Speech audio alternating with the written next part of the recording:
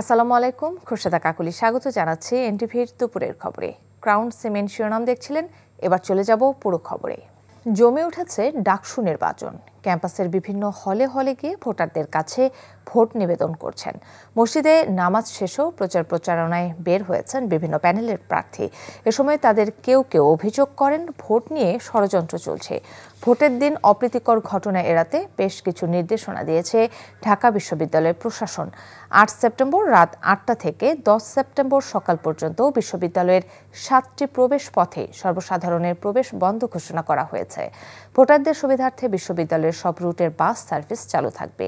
এদিকে স্বতন্ত্র প্যানেলের জিএস পদ থেকে সরে দাঁড়িয়েছেন মাহিন সরকার। তিনি এ পদে গণতান্ত্রিক ছাত্র সংসদ বাকজাস এর আবু বাকের মজুমদারকে সমর্থন দেবেন বলে জানিয়েছেন।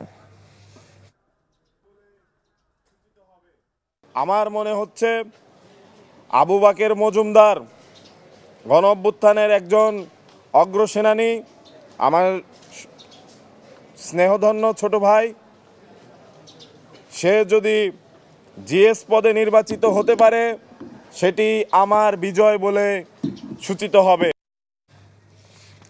এদিকে জাহাঙ্গীরনগর বিশ্ববিদ্যালয়ের কেন্দ্রীয় ছাত্র সংসদ জাকসু ও হল সংসদ নির্বাচনের বাকি আর মাত্র ৬ দিন। চলছে নির্বাচনী প্রচারণা। অনলাইনেও প্রার্থীদের বিভিন্ন কন্টেন্ট প্রচার এবং প্যানেল ভিত্তিক ফেসবুক পেজ খুলে মন জয় করার চেষ্টা হচ্ছে ভোটারদের। আচরণবিধি অনুযায়ী নির্বাচন কমিশনের অনুমতি ছাড়া একসঙ্গে ২৫ জনের বেশি একত্রিত হতে পারবেন না। এছাড়া বিশ্ববিদ্যালয়ের ভবন, দেয়াল, শ্রেণীকক্ষ, আবাসিক হলে পোস্টার লাগানো নিষেধ। জাকসু নির্বাচনে ২৫টি প্যানেলের বিপরীতে লড়ছেন ১৭৯ জন প্রার্থী। এর মধ্যে ভিপি পদে লড়ছেন ১০ জন।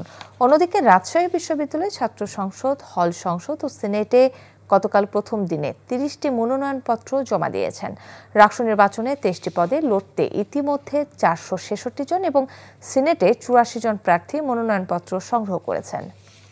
দেশের সার্বভৌমত্ব রক্ষা এবং ভয় ও শঙ্কামুক্ত একটি মানবিক বাংলাদেশ গড়ার লক্ষ্যে জামায়াতে ইসলামীর পক্ষে ভোটের মাধ্যমে জনগণের রায় দেওয়ার আহ্বান জানিয়েছেন দলটির আমির ডাক্তার শফিকুর রহমান। রাজধানীর ইব্রাহিমপুরে মণিপুর স্কুল অ্যান্ড কলেজ মাঠে জামায়াত আয়োজিত ফ্রি মেডিকেল ক্যাম্প উদ্বোধন শেষে এসব কথা বলেন তিনি।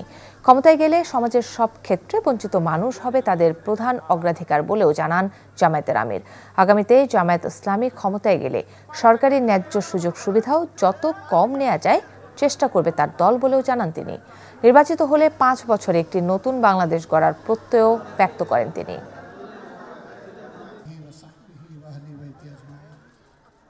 আগামীতে বাংলাদেশ জামাত ইসলামী থেকে যারা নির্বাচিত হবেন, তারা সরকারের কোনো প্লট অল্প মূল্যে গ্রহণ করবেন না ইনশাআল্লাহ। একদিকে আমরা বলবো জনসভাকে ইবাদত মনে করি, আরেকদিকে জনসভাকে খেত মারার হাতিয়ারে পরিণত করব। জামাত ইসলামী এটা করবে। অনেকদিন পর রাজধানীর বাজারে কমেছে চালের দাম। সপ্তাহের ব্যবধানে ৫ টাকা কমে নাজিরশাইল বিক্রি হচ্ছে ৮০ টাকায়, মিনিকেট ৮০ থেকে কমে ৭৫ আর মোটা চাল ৫৫ থেকে কমে ৫০ টাকার আশেপাশে।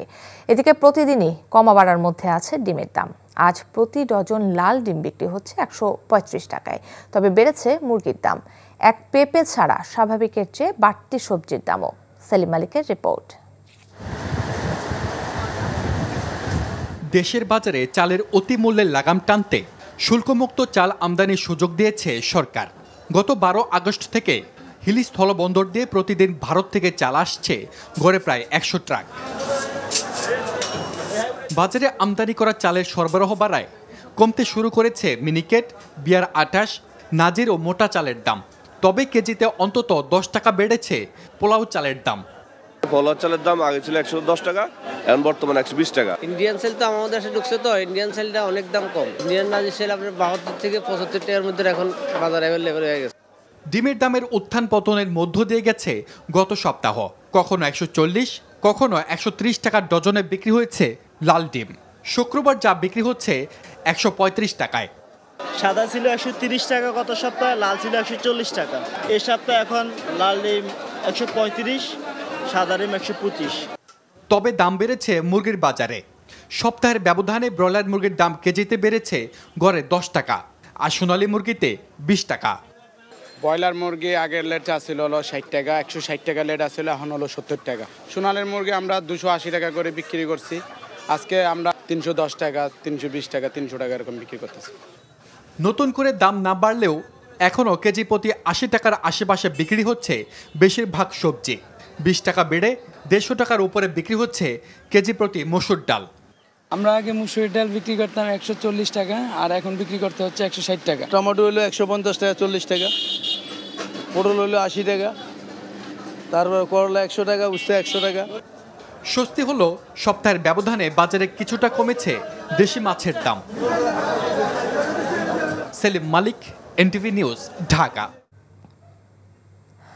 যতক্ষণ পর্যন্ত না নির্বাচন হবে এবং ফল ঘোষণা হবে ততক্ষণ পর্যন্ত বিএনপি জনগণকে সাথে নিয়ে মাঠে থাকবে বলে জানিয়েছেন দলটির স্থায়ী কমিটির সদস্য গয়েশ্বর চন্দ্র রায়।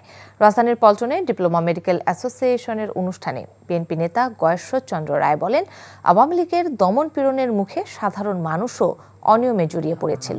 এ সময় তিনি বলেন, প্রধান উপদেষ্টা আগামী নির্বাচনকে নিয়ে যা বলেন তার সহকারীরা উল্টো কথা বলেন।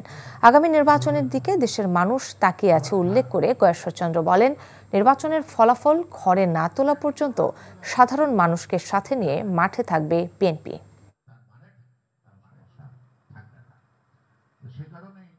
নির্বাচনটা যতই বলুন, ডক্টর মোহাম্মদ ইউনূসের আন্তরিকতার অভাব আমি তো বলবো না, আমি নির্বাচন কমিশনেরও আন্তরিকতার অভাব বলবো না, বাট কারণ সরকারের ভিতরে সরকার আছে, কারণ প্রধান উপদেষ্টার কথা বলে একটা ওনার প্রিয় আরেকটা খেয়াল করবেন। সে কারণেই আপনি একটি গণতান্ত্রিক পদ্ধতিতে একটি জবাবদিহিমূলক যদি গণতান্ত্রিক ব্যবস্থা করে না তুলতে পারেন তাহলে কোনো ক্ষেত্রে কিন্তু জবাব দিতে আসবে না। সাবেক অর্থ পরিকল্পনা মন্ত্রী বিএনপির স্থায়ী কমিটির সদস্য এম সাইফুর রহমানের ১৬তম মৃত্যুবার্ষিকী আজ। ২০০৯ সালের এই দিনে সিলেট ঢাকা মহাসড়কে সড়ক দুর্ঘটনায় প্রাণ হারান তিনি। বাংলাদেশ জাতীয়তাবাদী দলের প্রতিষ্ঠাতা এই সদস্য জীবনের শেষ দিন পর্যন্ত বিএনপিতে আত্মনিয়োগ করেন। তিনি মৌলভীবাজার ও সিলেট থেকে একাধিকবার সংসদ সদস্য নির্বাচিত হয়েছেন। ২০০৬ সালের ৮ জুন ১২তম বাজেট পেশ করেছিলেন। অর্থমন্ত্রী ছাড়াও তিনি দেশ ও বিদেশের স্বার্থ সংশ্লিষ্ট প্রতিষ্ঠানগুলোতে নানা গুরুত্বপূর্ণ দায়িত্বে ছিলেন। ২০০৯ সাল ঢাকা সিলেট মহাসড়কের খড়িয়ালা নামক স্থানে সড়ক দুর্ঘটনায় প্রাণ হারান তিনি। ক্রমে বাড়ছে মশাবাহিত রোগ ডেঙ্গুর প্রকোপ।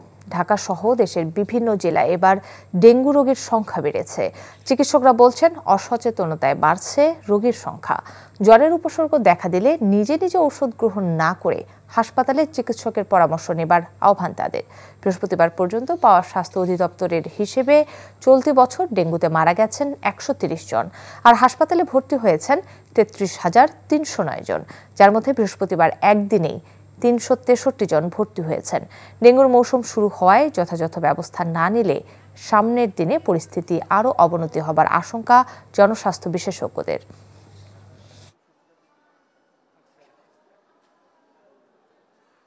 থাকছি তো সাবধানে, মশি টাঙ্গা হয়েছি, মশার কল ধরাইছি, এরপর হয়েছে।